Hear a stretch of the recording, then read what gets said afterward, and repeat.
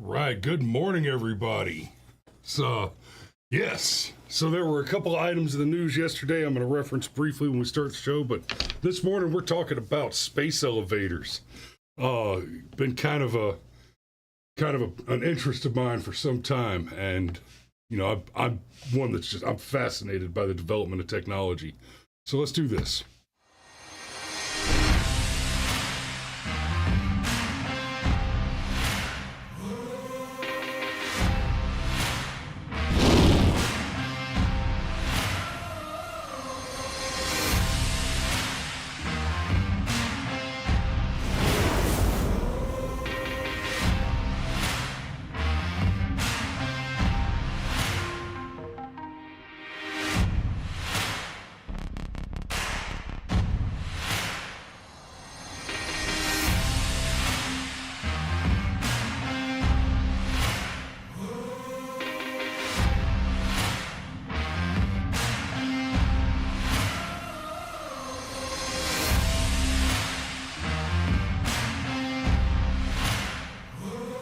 And good morning. And already out the gate, I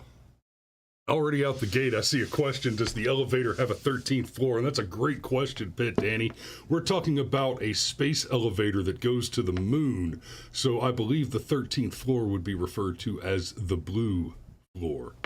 I want to talk about space elevators. This is something that I've been fascinated with since I was a kid, from science fiction and its emergence into science reality, which is ongoing and picking up a head of steam, as it were. But I do want to just real quick. There were two things that I considered discussing this morning, and decided not to. I'll go into that a little bit. So, one, they're voting in Ohio today, and there's a referendum,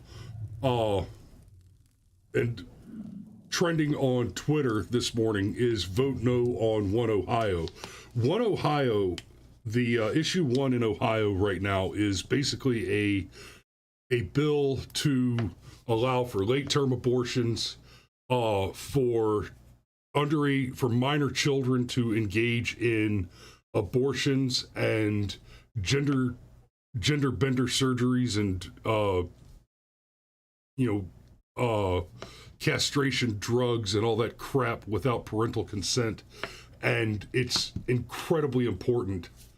If any of you happen to be in Ohio, definitely you want to vote against all that garbage. That's just more of the leftist trash. And speaking of leftist trash, yesterday, big news, Steven Crowder got his hands on the Tranifesto from the January 6th shooter who murdered several white children for the crime of being white. And we discussed this when it happened, that it was obviously a left-wing, ideologically motivated, anti-white racial activity.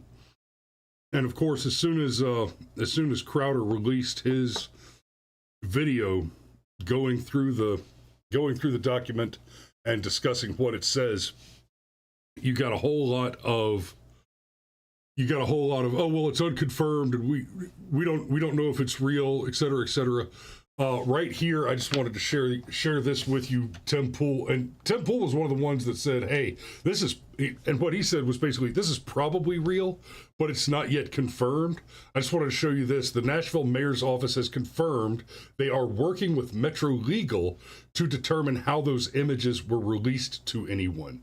And like Tim Pool says right here, sounds like they just confirmed it. So I would go so far as to say that is at least nominally confirmation of the content and validity of the documents that Crowder shared in his video. But I decided not to cover that in particular this morning. Same thing with the Ohio thing, because quite simply, I don't have anything to add to it right now. I think Crowder and Tim Pool both did a very good job of covering that particular issue. And I suspect that with the leak of the Tranifesto, there will be some intellectual developments that we will be discussing on the show before too long. And hopefully I can get Cameron in the studio for for a show to cover that. So that's kind of where we are on that. Now, space elevators. Shoo buddy. One of my favorite science fiction novels of all time, Friday by Robert A. Heinlein. The book begins with a couple of sentences. It starts with, as she stepped off the space elevator, she turned around and killed him. That's it. That's one of those lead with the action, get it there, get in, and then tell the story. Now, in Friday, the space elevator is not a central theme of the story. The story follows this woman named Friday who is a smuggler in Heinlein's complex and strange future world. And one of the things that Heinlein predicted in his future histories, and I'm not going to spend a lot of time on gender politics stuff this morning. We're going to be talking about the space elevator. But one of the things that Heinlein predicted, not so much the gender stuff, but these bizarre future family units where you had basically the polycules. You had, multiple women and multiple men combined into a single marriage, raising children, and going out of their way to never say who the biological mother and father were, and everybody's treated like the actual mother and father, whether they were actually involved in the coupling productive process. And I gotta say, that's a pretty scary future that the leftist ideology, like the January 6th shooter, have in fact been pushing, and we edge closer and closer to every day. That said, a future that includes space travel and space colonization is fascinating and likely the option. I am not an alarmist on the global population scare. I honestly believe that, frankly, war, disease, and famine will keep the population under control indefinitely. But some of our neighbors just aren't worth living next to. It'd be great if we or they, right? For example, I'm trying to get out of the house that I'm in and buy a new house and move out of the city that I live in because, frankly, I don't like the place. I don't like where I am, and I want to move to a better place. Imagine if you could move to a better planet. One of the things that makes space exploration and eventual colonization prohibitively expensive, in fact, the primary factor that makes it prohibitively expensive, is the fuel cost of breaking atmosphere. Legion says the YT stream is choppy on my end. Rumble is fine. You guys watching on YouTube, let me know if it's choppy on your end, because I need that information. If I need to know if there's something wrong with YouTube or if there's something wrong with Mario. If I'm left to make guesses, I would lean to the latter. But let me know in the comments. And anyway, the vast majority of the cost of space exploration happens, at least with the expenditure of fuel, like 90% of the cost of the fuel that's used to do space exploration is spent just trying to break the Earth's gravitational pull, break atmosphere, right, to get into space. And then you're left with a very limited amount of fuel to work with. Now, there have been a lot of really interesting technological, at least theories, and in some cases, experimental and theoretical developments on various mechanisms to approach at least fractional light speed, if not actual light speed. There still are no real, shall we say, credible theories on how to break light speed, but to approach it seems to be within the grasp of the technology. However, when you're spending off 90% of your fuel before you ever get up there to deploy your multi-nuke foot stomp system that just uses a series of nuclear detonations to propel you toward light speed, or your solar sail system, right? You're burning up so much fuel to get out of the atmosphere that we can't even really experiment with those systems yet. The space elevator theory posits, in most cases, there are a few different iterations of it, but in most cases it posits a monomolecular cable, which means that you're talking about a single molecule that is, 250,000 miles long to make it to the moon. And I'm sorry, it's half that. A quarter million miles is a round trip to the moon. It's half that. But you're talking about a single molecule cable, or rather a cable made up of single molecule strands, so that it's functionally indestructible. And then the real question, back up. You're talking about a cable that's monomolecular strands for ultimate stability, braided to get you enough of that meat on there so that you have something that you can ride on. Okay, I'm getting more and more reporting in the channel here that it's choppy on YouTube. So, guys, YouTube sucks. Go watch me on Rumble. Please feel free, hop over to Rumble. I'd rather see you guys over there, and go ahead and hit the follow button on Rumble, and I could use some thumbs up over there too. Legion was complaining about nobody hitting the thumbs up button. I got 5 over on Rumble now, so thank you for that. So, the space elevator, monomolecular strand, et cetera, and then the cable itself is set to be geosynchronously balanced with the Earth. It's tethered to the Earth, and then there's a platform at the end of it from which you step off to the moon, right? The idea is that you use the space elevator to transport vehicles, material, and personnel to the moon at comparatively no cost against the relatively high cost, the substantially relatively higher cost of the fuel to break atmosphere. So suddenly you've got cheap transportation for materials and personnel and equipment to the moon, and you establish a lunar base.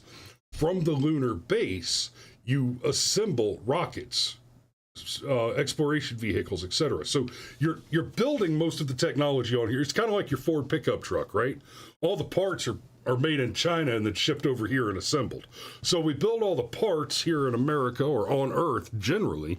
We put them on the space elevator, and then we send them up to the moon to assemble. And then when they launch, they're using a tiny fraction, 1%, of the fuel needed to break away from the moon's gravitational pull. So they begin their space exploration journey with almost a full tank of gas. And that's a big deal for the future of space colonization, etc. So I want to start with this article. The first time I read an article of this sort was back in 2005. Obviously, that's been a hot minute. I don't know. In fact, I'm almost certain that this is not the same article that I read, but it's from the same. This is also from 2005. And like I said, the first time I even heard about a space elevator was either Heinlein or Asimov.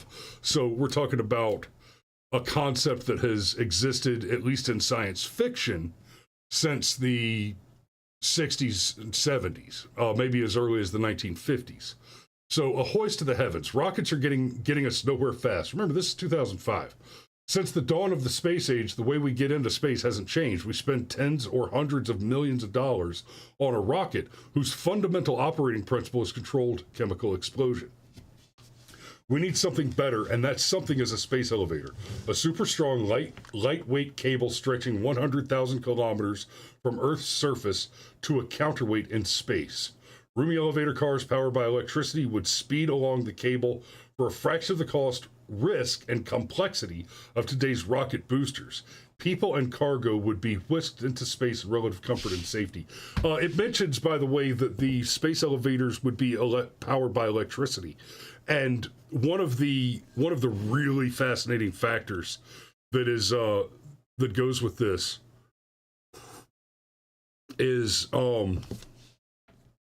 the cost of electricity. So electricity on Earth is, compared to the system here, relatively expensive to generate. Most especially solar. We've seen the problems with like Solyndra, etc. And Germany had solar farms that they had to shut down because they just weren't cost effective. Solar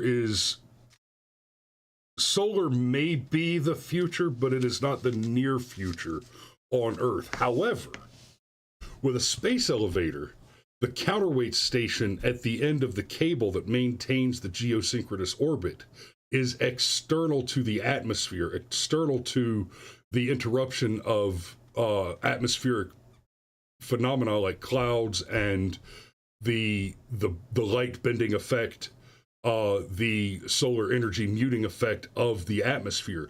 So the theory is that solar panels on the counterweight space station are then able to transmit electricity back down the same cable that is used for the elevator to ride up, and you have a super efficient mechanism for collecting solar energy to be used as electricity. And some of these theories go so far as to suggest that the efficiency level of that is such that now I'm hearing that Rumble is freezing as well. That's interesting. I must be having a general broadcast problem here. I tell you what, I'm recording this episode at the same time that I'm broadcasting live, so I can go after the show and publish the recording and get past those freezing problems. So, Stryker asks, so would love in an elevator be going up? It would indeed. It would indeed. But the theory on the efficiency of the generation of solar energy from the elevator suggests that we might be able to produce excess electricity and actually use that to take some of the burden off of the current terrestrial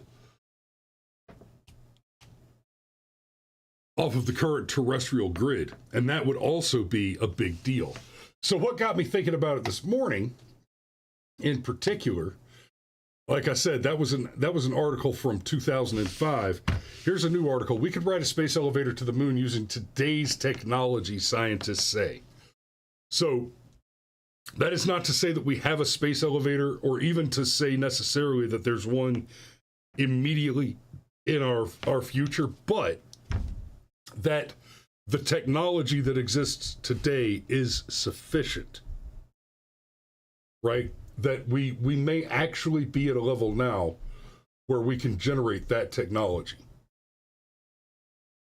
Okay, I'm going to take just a moment, and I'm going to take just a moment and see if there are some things that I can close on this end, see if there's anything running, using up extra resources, on the off chance that the problem is actually over here and not somewhere in the network.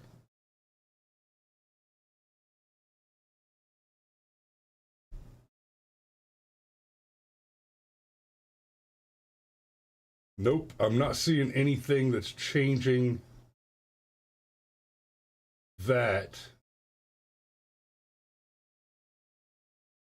Guys, I do not know what's happening to cause those freezes.